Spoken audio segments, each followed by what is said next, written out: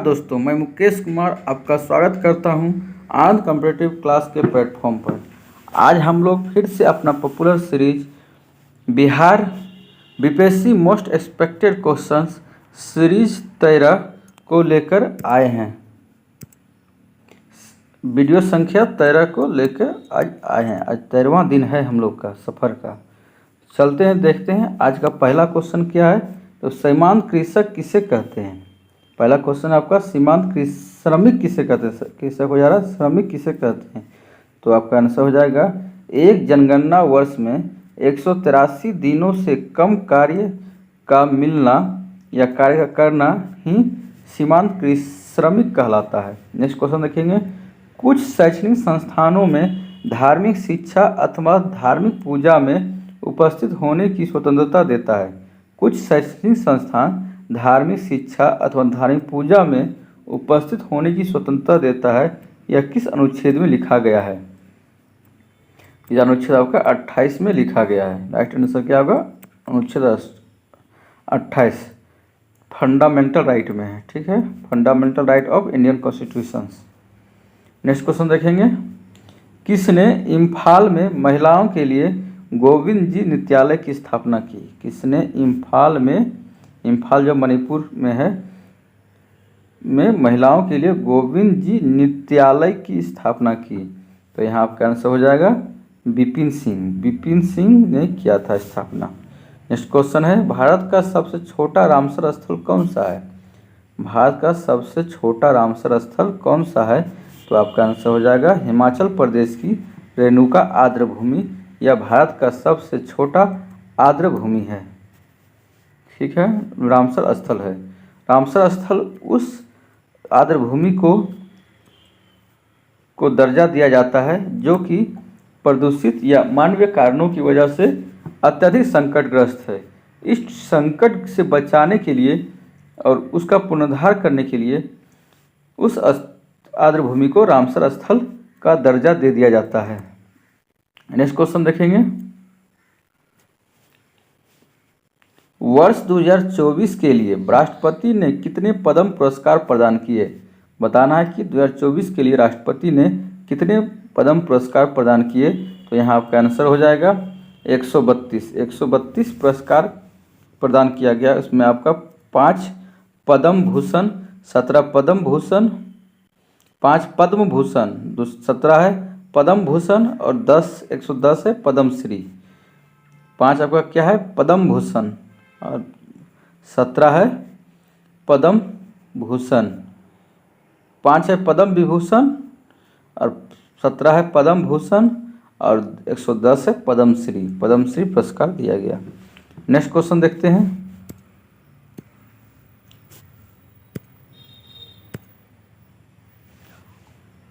Next question है, Bharat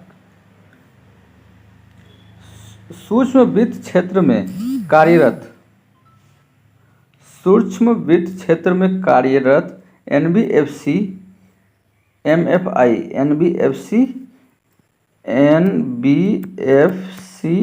MFI के लिए एक अलग श्रेणी का गठन किस समिति की सिफारिश पर किया गया था? सूक्ष्म वित्त क्षेत्र में कार्यरत एनबीएफसी एमएफआई के लिए एक अलग श्रेणी का गठन किस समिति की सिफारिश पर किया गया था?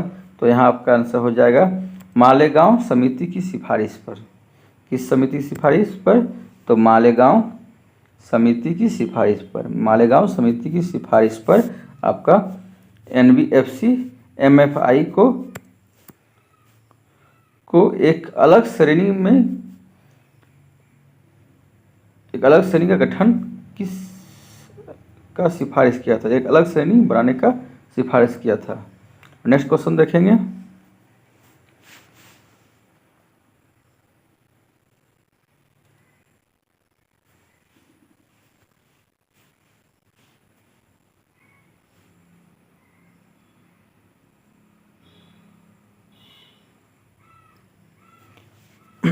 मालेगांव समिति की सिफारिश पर हो गया। नेक्स्ट क्वेश्चन देखेंगे, प्रधानमंत्री आवास योजना ग्रामीण के तहत केंद्र और राज्य सरकारों के बीच साझा की जाने वाली वित्त का अनुपात क्या है? प्रधानमंत्री आवास योजना ग्रामीण के तहत केंद्र और राज्य सरकारों के बीच साझा की जाने वाली वित्त का अनुपात क्या है?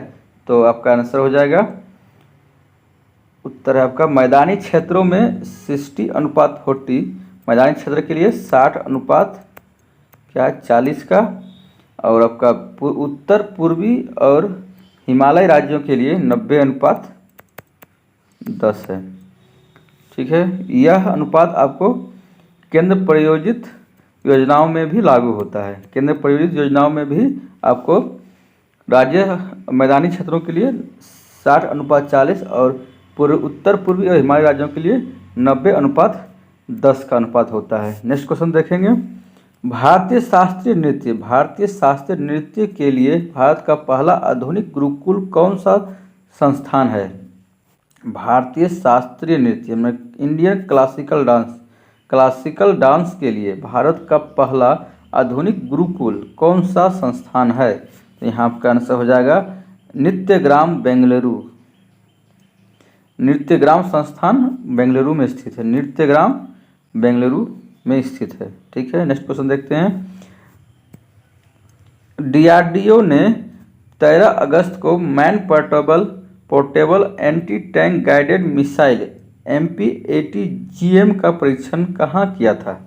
डीआरडीओ ने 13 अगस्त को man portable anti tank guided missile का परीक्षण कहाँ किया था? तो आपका आंसर हो जाएगा,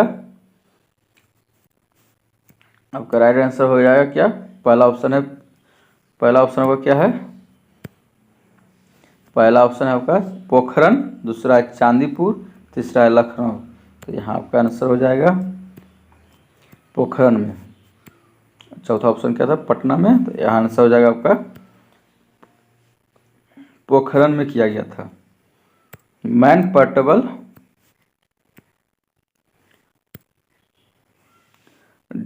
डीआरडीओ ने 13 अगस्त को man portable anti tank guided missile MPATGM का परीक्षण किया था। यह आपको कहाँ किया गया था? तो आपका पोखरन में किया गया था, जहाँ कि हम लोग परमाणु परीक्षण करते हैं। दो बार परमाणु परीक्षण किए थे वहीं पर। ठीक है, नेक्स्ट क्वेश्चन देखते हैं,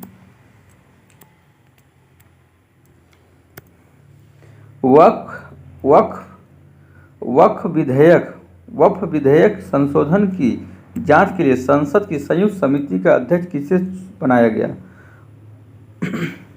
Who has been made the chairman of the Joint Committee of Parliament to examine the वक्फ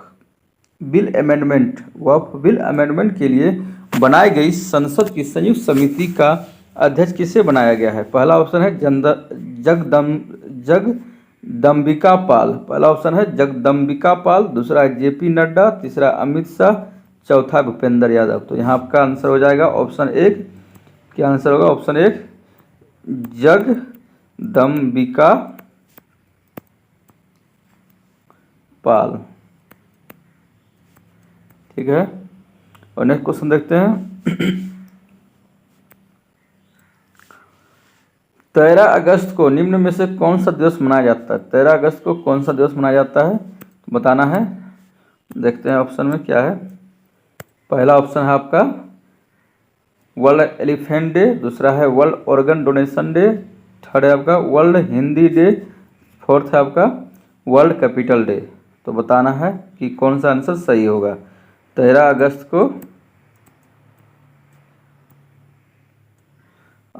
को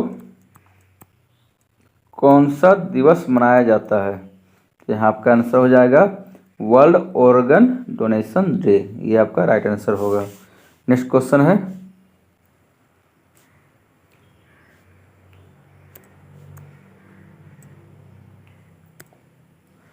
केंद्रीय मंत्री डॉक्टर जितेंद्र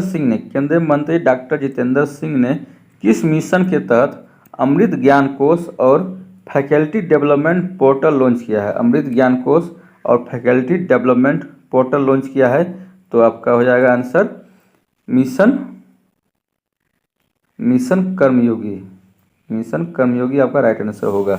केंद्रीय मंत्री डॉक्टर जितेंद्र सिंह ने किस मिशन के तहत अमृत ज्ञान कोष और फैकल्टी डेवलपमेंट पोर्टल लॉन्च किया है? तो आपका आंसर हो जाएगा मिशन कर्मयोगी। यह केंद्र सरकार के कर्मचारियों के लिए बनाया गया है मिशन कर्मयोगी। ठीक है, नेक्स्ट क्वेश्चन देखते हैं।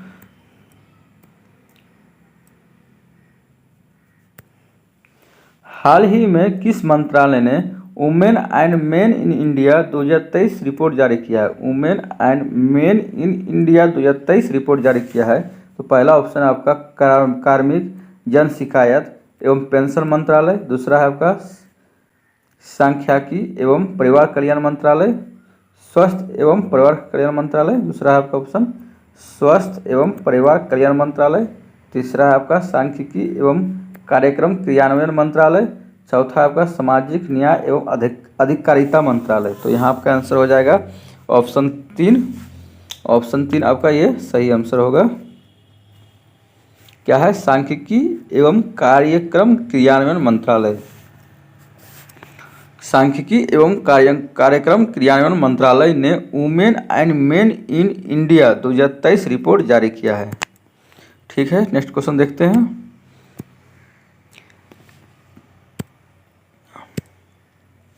किसके शासनकाल में जजिया कर खत्म कर दिया गया था? किसके शासनकाल में जजिया कर आपका पूर्ण रूप से खत्म कर दिया गया था? पूर्ण रूप से बताना है। तो यहाँ आपका आंसर हो जाएगा 1712 ईस्वी में जहांद्रा शाह ने अपने मंत्री जुल्फिकार खां व असद खां के कहने पर जजिया को विधिवत रूप से समाप्त कर दिया। इसके बाद फरुखसियर ने 1713 ईस्वी में जजिया कर को हटा दिया, किंतु 1717 ईस्वी में उसने पुनः जजिया कर लगा दिया। अंत में 1720 ईस्वी में मोहम्मद शाह रंगीला ने जय सिंह के अनुरोध पर जजिया कर को सदा के लिए समाप्त कर दिया। तो यहाँ आपका आंसर हो जाएगा मोहम्मद शाह रंगीला। मोहम्मद शाह रंगीला ने जय सिंह के अनुरोध पर जजिया कर को सदा के लिए समाप्त कर दिया। यहाँ ऑप्शन क्या दिया है? क्वेश्चन क्या है? तो किसके शासनकाल में जजिया कर को पूर्ण रूपेण समाप्त कर दिया गया? तो आपका हो जाएगा मोहम्मद शाह रंगीला। मोहम्मद शाह रंगीला के शासनकाल में जजिया कर को पूर्ण रूपेण समाप्त कर दिया गया। और नेक्स्ट क्वेश्चन देखते हैं।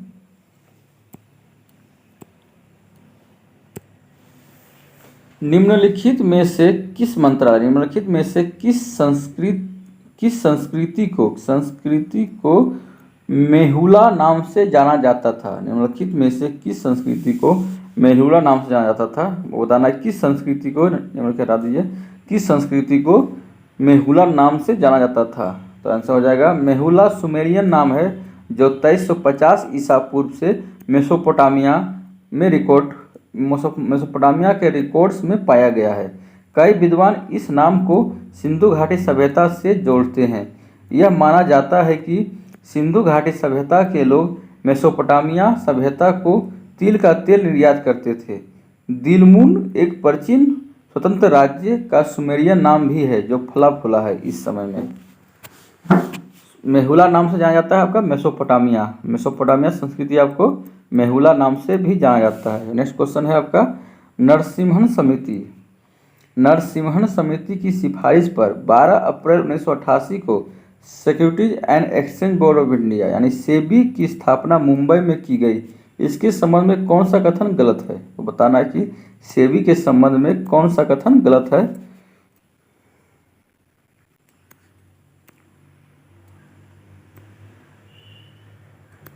सेबी की स्थापना कब हुआ था? आपका 12 अप्रैल 1988 को नरसिम्हन समिति की सिफारिश पर। कौन सी समिति की सिफारिश पर? तो नरसिम्हन समिति की सिफारिश पर आपका सेबी का गठन 12 अप्रैल 1988 को हुआ था। तो इसके संबंध में क्या गलत है? तो बताना है आपको। पहला ऑप्शन है आपका सेबी की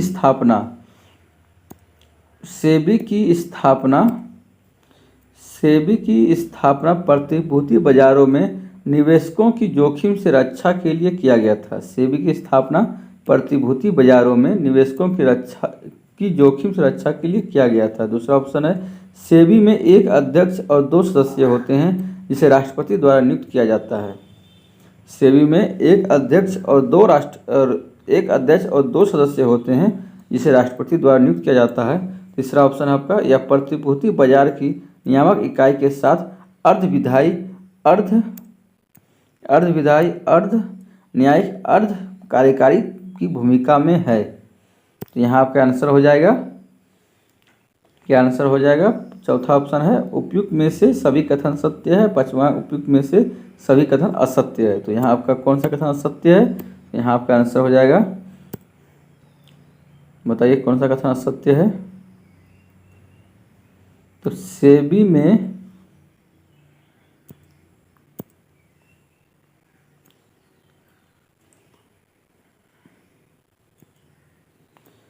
सेबी में एक अध्यक्ष और 2 सदस्य होते हैं जिसे राष्ट्रपति द्वारा नियुक्त किया जाता है। ये ऑप्शन गलत है आपका। तो ये सही है कि सेबी में एक अध्यक्ष और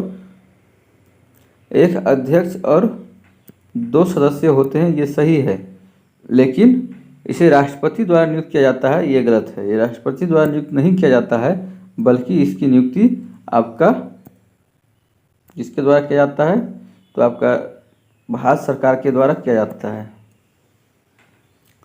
सेबी के अध्यक्ष और सदस्य की नियुक्ति भारत सरकार के द्वारा किया जाता है, ठीक है। राष्ट्रपति के द्वारा ना होकर भारत सरकार के द्वारा किया जाता है। नेक्स्ट क्वेश्चन है, बाकी 2 और 3 आपका सही है। सेबी की स्थापना प्रतिभूति बाजारों में निवेशकों की जोखिम से रक्षा के लिए किया गया था, ये सही है। प्रतिभूति बाजार की नियामक इकाई के साथ एक अर्ध निकाय, अर्ध विधायी और अर्ध कार्यकारी भूमिका में है, ये भी सही है आपका। और नेक्स्ट क्वेश्चन देखेंगे, अध्यक्ष की नियुक्ति केंद्र सरकार द्वारा करती है। वर्तमान में सेबी का अध्यक्ष कौन है?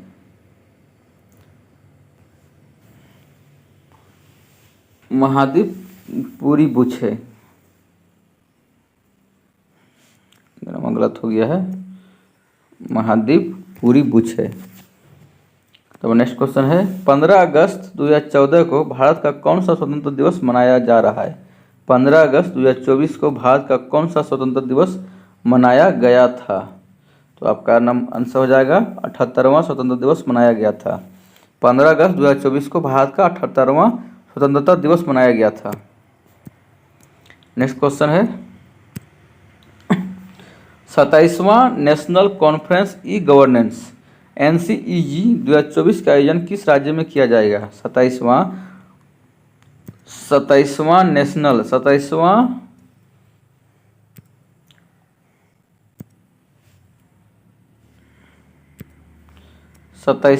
National conference e governance NCEG 2024 का आयोजन किस राज्य में किया जाएगा? तो यहाँ आपका पहला ऑप्शन है मध्य प्रदेश, दूसरा महाराष्ट्र, तीसरा केरल, चौथा बिहार। यहाँ आपका आंसर हो जाएगा, क्या होगा? तो महाराष्ट्र आंसर हो जाएगा। महाराष्ट्र में आपका 27वां नेशनल कॉन्फ्रेंस ई गवर्नेंस 2024 का आयोजन किया जा रहा है। नेक्स्ट क्वेश्चन देखेंगे, पद्मश्री से सम्मानित गोदावरी दत्त का निधन हो गया है, इसे किस कला के लिए जाना जाता है? बताना है कि पद्मश्री से सम्मानित गोदावरी दत्त का निधन हो गया है, यह किस कला से संबंधित थी? तो पहला ऑप्शन आपका कालीघाट चित्रकला, दूसरा है आपका पिथौरा चित्रकला, तीसरा है वल्ली चित्रकला, चौथा मिथिला चित्रकला। तो यहाँ मिथिला चित्रकला, तो यहाँ का आंसर हो जाएगा मिथिला चित्रकला। गोदावरी देवी आपकी मिथिला चित्रकला से संबंधित थी। यह करंट का क्वेश्चन है, हो सकता है कि क्वेश्चन आ जाए परीक्षा में, क्योंकि बिहार से रिलेटेड है। नेक्स्ट क्वेश्चन देखेंगे,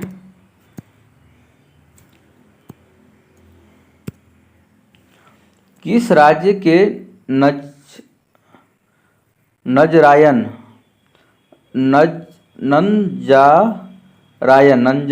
बर्ड सेंचुरी और काजू वैली बर्ड सेंचुरी को रामसर साइट घोषित किया गया? किस राज्य के नंजारायन वर्ल्ड सेंचुरी एंड काजू वैली वर्ल्ड सेंचुरी को आपका रामसर साइट घोषित किया गया है? तो पहला ऑप्शन आपका केरल, दूसरा है तेलंगाना, चौथा है तमिलनाडु, तीसरा है तमिलनाडु, चौथा है आपका आंध्र प्रदेश। तो यहाँ आपका आंसर हो जाएगा तमिलनाडु। तमिलनाडु के के नजरायन और काजू वैली बर्ड सेंचुरी को आपका रामसर साइट घोषित किया गया है। नेक्स्ट क्वेश्चन देखेंगे।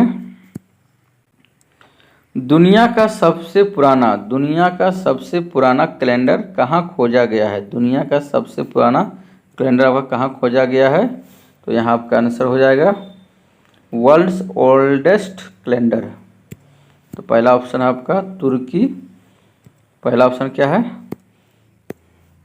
तुर्की। दूसरा है पहला भारत, दूसरा है तुर्की, तीसरा ईरान, चौथा है इराक।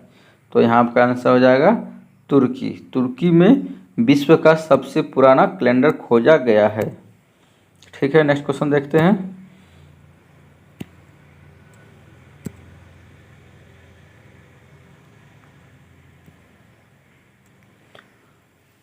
हॉकी इंडिया ने किस भारतीय हॉकी खिलाड़ी की जर्सी नंबर 16 को रिटायर करने का फैसला किया है? बताना है कि हॉकी इंडिया ने किस भारतीय हॉकी खिलाड़ी की जर्सी नंबर 16 को रिटायर करने का फैसला किया है?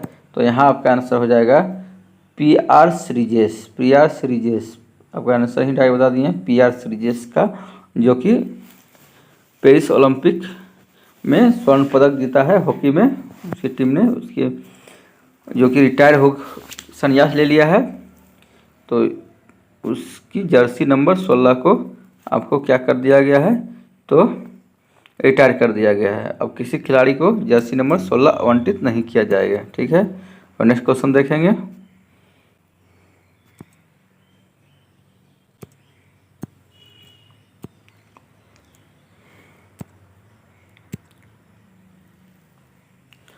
छात्राओं को सैनिटरी नैपकिन खरीदने के लिए नगद राशि देने वाला पहला राज्य कौन सा है? छात्राओं को सैनिटरी नैपकिन खरीदने के लिए नगद राशि देने वाला पहला राज्य कौन सा है? तो पहला ऑप्शन आपका उत्तर प्रदेश, दूसरा है केरल, तीसरा है मध्य प्रदेश, चौथा है बिहार। तो यहाँ आपका आंसर बताइए क्या होगा? जो छात्राओं को लड़कियों को सैनिटरी नैपकिन जो पीरियड्स के समय यूज होता है खरीदने के लिए नगद राशि देने का फैसला किया है, तो वह राज्य है आपका मध्य प्रदेश। मध्य प्रदेश वह राज्य है। ठीक है, नेक्स्ट क्वेश्चन देखेंगे।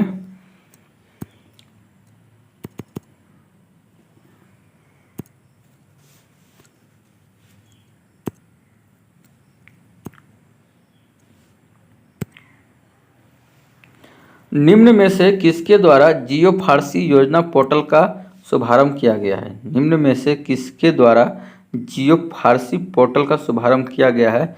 तो पहला ऑप्शन है किरण रिजिजू। पहला ऑप्शन क्या है? किरण रिजिजू। दूसरा है अमित शाह, तीसरा है नरेंद्र मोदी, चौथा राजनाथ सिंह। तो यहाँ आपका आंसर हो जाएगा किरण रिजिजू।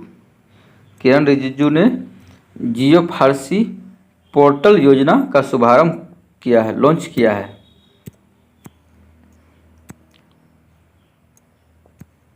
और नेक्स्ट क्वेश्चन देखेंगे।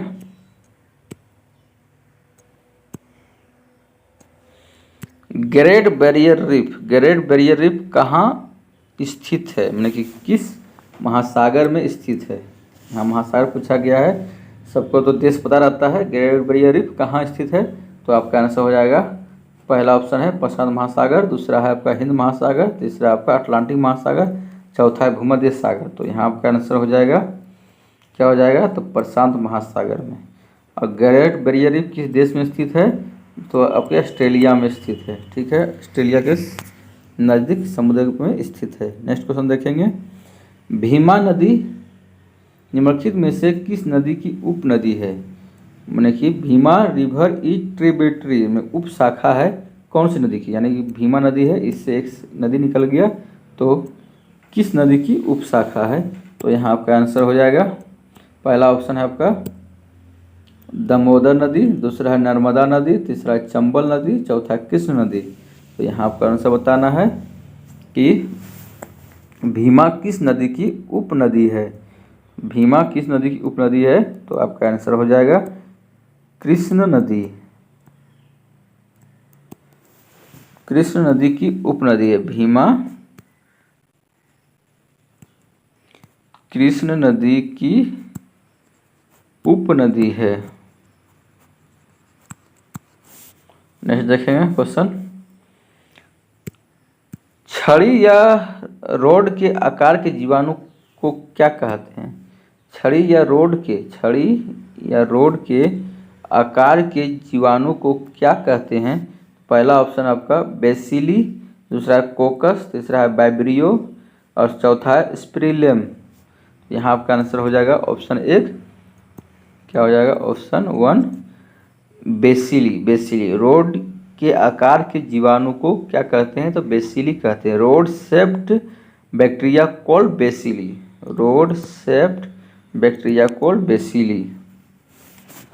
और नेक्स्ट क्वेश्चन देखते हैं।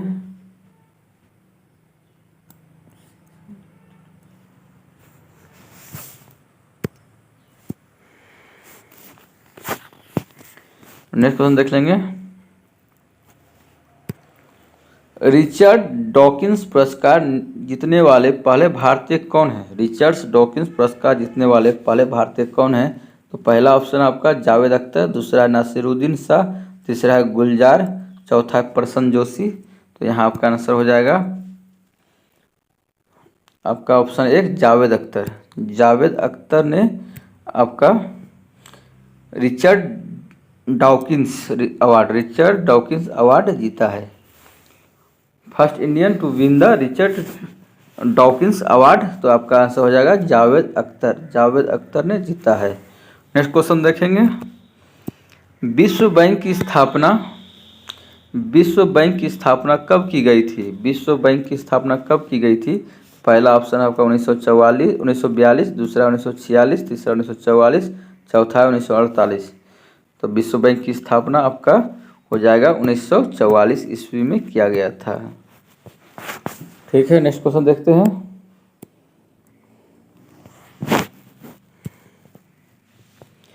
खुदेर लोकगीत भारत के किस राज्य से संबंधित है? Khuder folk song is related to which state of India? पहला ऑप्शन आपका है उड़ीसा। पहला ऑप्शन क्या है आपका? उड़ीसा। दूसरा है पहला ऑप्शन झारखंड, दूसरा उड़ीसा, तीसरा उत्तराखंड, चौथा आपका छत्तीसगढ़। तो बताना है खुदेर लोकगीत किस राज्य से संबंधित है। तो यहाँ आपका आंसर हो जाएगा उत्तराखंड से संबंधित है। खुदेर लोकगीत आपका कहाँ से संबंधित है? तो उत्तराखंड से संबंधित है। और नेक्स्ट क्वेश्चन देखेंगे।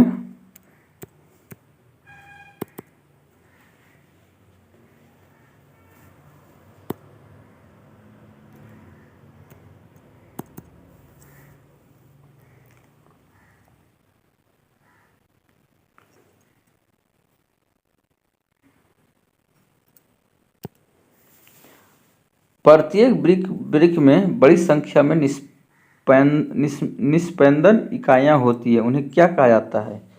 Each kidney contains a large number of filtration units called. तो बताना है कि क्या कहलाता है। किडनी में पाए जाने वाले छानने वाले अंग को क्या कहते हैं? तो पहला ऑप्शन है नाभिक, दूसरा है ब्रिक कानू, तीसरा है तंत्रिकाएं, चौथा है स्नायु। तो यहाँ आपका आंसर हो जाएगा विक्राणु यानी नेफ्रॉन्स। आपका किडनी का रचनात्मक और कार्यात्मक इकाई क्या है? तो आपका नेफ्रॉन है। नेफ्रॉन को जो फिल्ट्रेशन का कार्य करता है। नेक्स्ट क्वेश्चन देखेंगे। किस वर्ष में टीपू सुल्तान और ब्रिटिश ईस्ट इंडिया कंपनी के बीच मंगलुरु की संधि पर हस्ताक्षर किया गया था? किस वर्ष ब्रिटिश ईस्ट इंडिया कंपनी और टीपू सुल्तान के बीच मंगलुरु की संधि पर हस्ताक्षर किया गया? तो आपका पहला ऑप्शन है 1984 में, दूसरा है 1982 में, तीसरा है 1779 में, चौथा है आपका 1792 में। तो यहाँ आपका आंसर हो जाएगा, राइट आंसर क्या होगा? तो टीपू सुल्तान और ब्रिटिश ईस्ट इंडिया कंपनी के बीच मंगलुरु की संधि आपको 1784 ईस्वी में हुआ था, द्वितीय आंग्ल मैसूर युद्ध के बाद में। ठीक है, नेक्स्ट क्वेश्चन देखते हैं। विनेश फोगाट निम्नलिखित में से किस खेल से संबंधित है या थी? पहला ऑप्शन आपका बैडमिंटन, दूसरा कुश्ती, तीसरा तैराकी, चौथा टेनिस। यहाँ आपका आंसर हो जाएगा कुश्ती से संबंधित थी। विनेश फोगाट जो कि पेरिस ओलंपिक में डिस्क्वालीफाई हो गई थी 100 ग्राम वजन के कारण, तो वह आपके कुश्ती से जुड़ी हुई है। यह वर्तमान में आपका कांग्रेस पार्टी का सदस्य हो गई है और अपना रेलवे से नौकरी छोड़ दी है और पार्टी का विधानसभा की चुनाव लड़ने का तैयारी कर रही है। नेक्स्ट क्वेश्चन देखते हैं।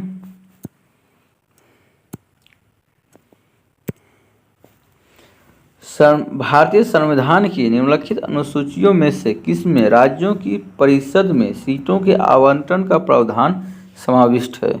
भारतीय संविधान की निम्नलिखित अनुसूचियों में किसमें राज्य की परिषदों में सीटों के आवंटन के प्रावधान समाविष्ट हैं?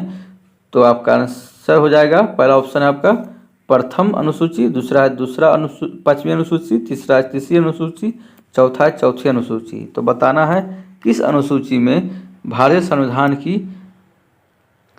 की किस अनुसूची में राज्यों की परिषद में सीटों के आवंटन का प्रावधान समाविष्ट है?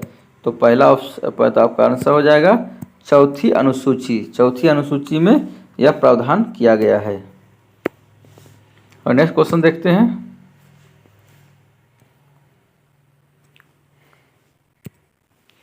कैलाशनाथ मंदिर किस वंश ने और किस राज्य में बनाया गया है? कैलाशनाथ मंदिर का निर्माण किस वंश के शासक ने और किस राज्य में बनाया गया है?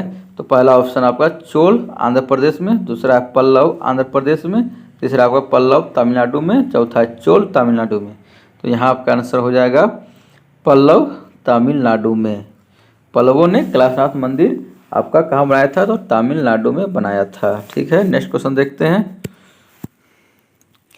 क्रिकेट में LBW का पूर्ण रूप क्या है? क्रिकेट में LBW का पूरा नाम क्या है? तो यहाँ आपका आंसर हो जाएगा, पहला ऑप्शन है लॉन्ग बाउंड्री विकेट, दूसरा है लास्ट बॉल विकेट, तीसरा आपका लेग ब्रेक रिस्ट, तीसरा आपका लेग बिफोर विकेट। क्या है? चौथा ऑप्शन है आपका लेग बिफोर विकेट। यही आपका राइट आंसर हो जाएगा। LBW का पूरा फुल फॉर्म क्या है? तो आपका आंसर है leg before wicket. Next question देखते हैं। शरीर की विभिन्न गतिविधियों के लिए ऊर्जा का स्रोत कौन है? शरीर की विभिन्न गतिविधियों के लिए ऊर्जा का स्रोत क्या है? पहला ऑप्शन होगा पानी पूरी या गोलगप्पा, दूसरा प्रोटीन, तीसरा है आपका विटामिन, चौथा आपका खनिज, पांचवा है कार्बोहाइड्रेट। तो शरीर की विभिन्न क्रियाओं के लिए ऊर्जा का प्रधान स्रोत आपका कार्बोहाइड्रेट है। ठीक है, नेक्स्ट क्वेश्चन देखते हैं। गुरुत्वजनित त्वरण G का मान 9.8 मीटर प्रति सेकेंड का स्क्वायर है, तो यह किस पर निर्भर करता है? बताना है किस पर निर्भर करता है। तो पहला ऑप्शन आपका वस्तु का आकार, दूसरा है वस्तु के रूप, तीसरा है वस्तु के द्रव्यमान, चौथा है नन ऑफ इनमें से कोई नहीं, पांचवा है आपका उपयुक्त इनमें से कोई नहीं, इनमें से सभी, पांचवा आपका उपयुक्त में से कोई नहीं। तो यहाँ आपका आंसर हो जाएगा उपयुक्त में से कोई नहीं। G का मान किसी पर निर्भर नहीं करता है, G का मान आपका भार पर निर्भर करता है। ठीक है, मास पर निर्भर करता है। G का मान आपको ऊंचाई पर भी निर्भर करता है। जैसे ऊंचाई पर जाएंगे तो G का मान घटता जाएगा, हम नीचे जाएंगे अधिक नीचे पर भी घटता है, और सतह पर केवल ज़्यादा होता है। ध्रुवों पर भी G का मान ज़्यादा होता है, आपका कहाँ पर भूमध्य रेखा पर G का मान कम होता है ध्रुवों की अपेक्षा। नेक्स्ट क्वेश्चन देखते हैं। दिल्ली सल्तनत के सुल्तान इल्तुतमिश ने किसे शेख उल इस्लाम की उपाधि दिया था? दिल्ली सल्तनत के सुल्तान इल्तुतमिश ने किसे शेख उल इस्लाम की उपाधि दिया था? शेख उल इस्लाम की उपाधि किससे दिया गया था इल्तुतमिश के द्वारा? तो पहला ऑप्शन आपका मोइनुद्दीन चिश्ती, दूसरा है शेख बहाउद्दीन जकारिया, तीसरा है बाबा फरीद, चौथा है आपका सलीम चिश्ती। तो यहाँ आपका आंसर हो जाएगा शेख बहाउद्दीन जकारिया। सूफी संत शेख बहाउद्दीन जकारिया को इल्तुतमिश ने शेख उल इस्लाम की उपाधि दी। नेक्स्ट क्वेश्चन देखेंगे। निम्नलिखित में से निम्नलिखित में से किस शासक ने पहली बार जजिया समाप्त कर दिया था? तो आपका आंसर हो जाएगा, पहली बार जजिया किसने समाप्त किया? तो आप पहला ऑप्शन आपका अकबर ने, पहला ऑप्शन आपका अकबर, दूसरा है आपका हुसैन शाह सरकी, तीसरा आपका मोहम्मद बिन तुगलक, चौथा है जैनुल आबदीन। तो यहाँ आपका आंसर हो जाएगा जैनुल आबदीन ने पहली बार भारत में जजिया को समाप्त किया था। इसे कश्मीर का अकबर भी कहा जाता है। जैनुल आबदीन को कश्मीर का अकबर या कश्मीर का अकबर का पूर्वज माना जाता है।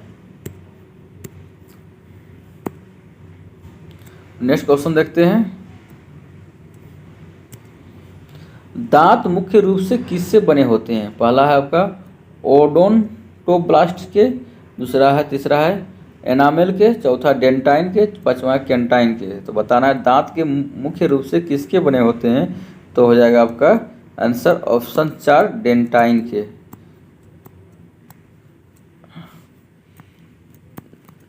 डेंटाइन के, ठीक है।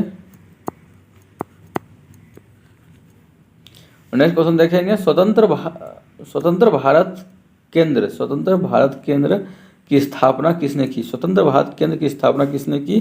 पहला ऑप्शन का आपका सुभाष चंद्र बोस, दूसरा भगत सिंह, तीसरा एम एस व्यास, चौथा आपका रास बिहारी बोस। तो यहाँ आपका आंसर हो जाएगा सुभाष चंद्र बोस। सुभाष चंद्र बोस ने आपका क्या किसकी स्थापना किया?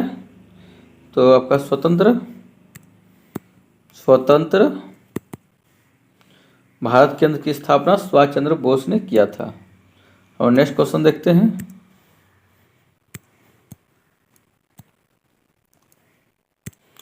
रुद्रदामन के जूनागढ़ अभिलेख में 6 प्रकार के करों का उल्लेख है। क्वेश्चन नहीं है, आपका कंसेप्ट है। जूनागढ़ के रुद्रदामन के जूनागढ़ अभिलेख में 6 प्रकार के करों का उल्लेख है। तो उसमें कौन कौन से कर हैं? तो पहला उसमें बलि, जिसमें बलि, भाग और शुल्क या 3 उचित कर जो लगने चाहिए थे वह है।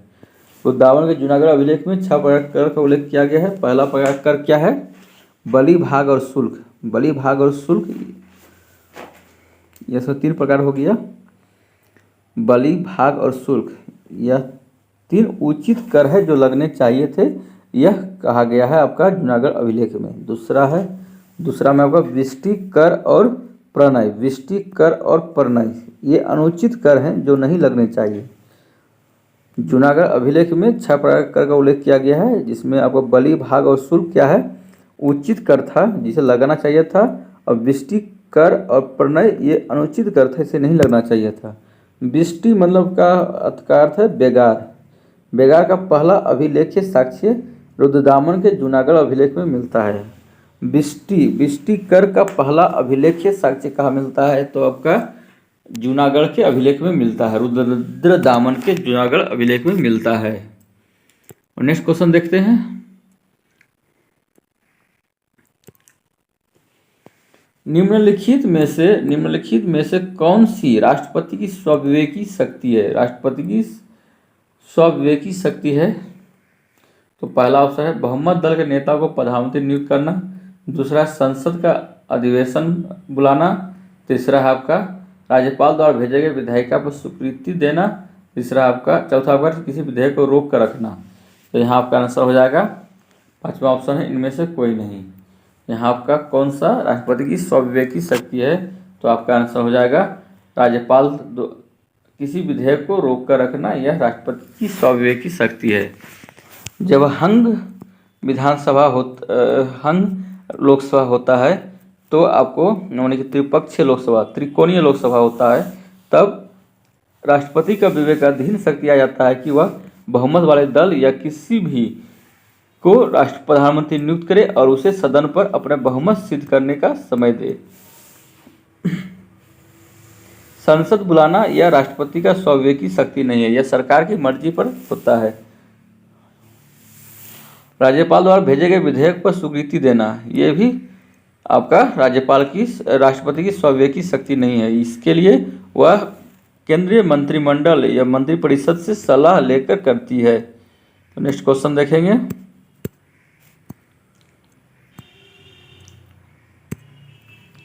राष्ट्रपति द्वारा घोषित अध्यादेश की अधिकतम संभावित अवधि क्या होती है? राष्ट्रपति द्वारा घोषित आपका अध्यादेश का संभावित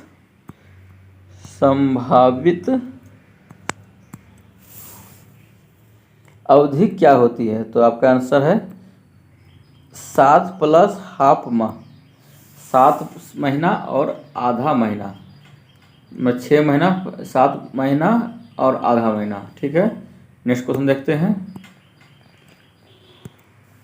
निम्नलिखित में से कौन सा एक कार्य भारतीय संसद का नहीं है? कौन सा कार्य भारतीय संसद के नहीं है? पहला, जनता की शिकायतों पर चर्चा करना, जनता की शिकायतों पर आम चर्चा करना। दूसरा है प्रमुख नीति निर्णय का कार्यान्वयन करना। तीसरा आपका अपने कार्य एवं व्यय के लिए सरकार को जवाबदेह ठहराना। चौथा आपका संविधान का संशोधन। बताना है कि निम्नलिखित में से कौन सा एक कार्य भारतीय संसद का नहीं है? तो आपका आंसर हो जाएगा ऑप्शन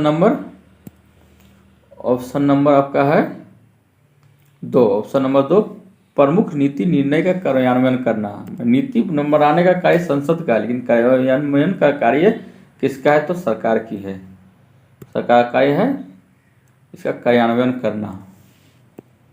और नेक्स्ट क्वेश्चन देखेंगे।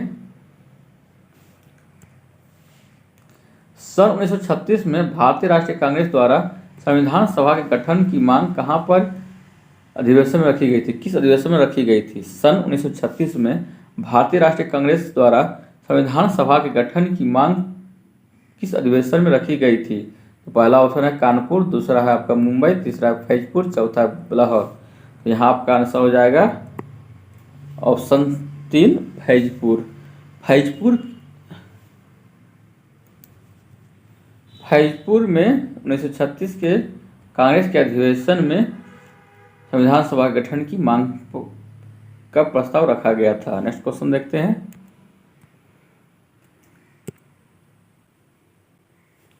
6 अगस्त 2024 को किससे फिजी के सर्वोच्च नागरिक सम्मान champion of the order of Fiji से सम्मानित किया गया है? तो पहला ऑप्शन आपका नरेंद्र मोदी, दूसरा अमित शाह, तीसरा है आपका द्रौपदी मुर्मू, चौथा आपका एस जयशंकर। तो यहाँ आपका आंसर हो जाएगा द्रौपदी मुर्मू। धन्यवाद दोस्तों, आज के लिए इतना ही। फिर मिलेंगे, यहाँ से आगे के कंटिन्यू करेंगे नेक्स्ट वीडियो में। कृपया हमारे चैनल को लाइक शेयर और सब्सक्राइब करें और कमेंट करें कि हम आपके लिए और क्या बेहतर कर पाएँ और आपको किस विषय पर वीडियो की ज़रूरत है, इसे कमेंट सेक्शन में बताएं। तब तक के लिए धन्यवाद। फिर मिलते हैं नेक्स्ट वीडियो में। पढ़ते रहिए। जय हिंद, जय भारत।